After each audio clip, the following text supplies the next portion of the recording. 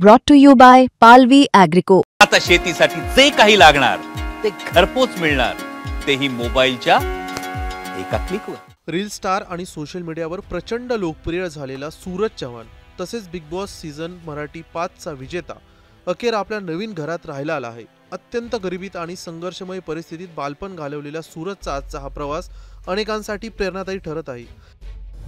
नुकताच त्याच्या बंगल्याचा गृहप्रवेश सोहळा पार पडला असून त्याचा व्हिडिओ सूरजने सोशल मीडियावरती शेअर केला आहे।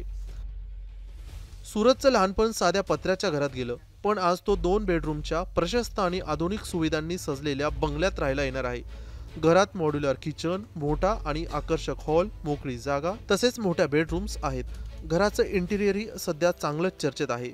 बारामती तालुक्यातील मोडवे गावचा रहिवासी असलेल्या सूरजच्या आयुष्यात बालवयातच मोठा आघात झाला। त्याच्या आईवडिलांचे निधन झाल्यानंतर त्याने अतिशय कठीण परिस्थितीत दिवस काढले। सोशल मीडियावर टिकटॉकमुळे लोकप्रियता मिळाली, पैसे येऊ लागले, पण या काळात अनेकांनी त्याची फसवणूक देखील केली, तरीही सूरजने हार मानली नाही। बिग बॉस मराठी 5 मध्ये दमदार खेळ करत सूरजने विजेतेपद पटकावलं, पण जिंकल्यानंतरही त्याच्याकडे स्वतःचं घर नव्हतं।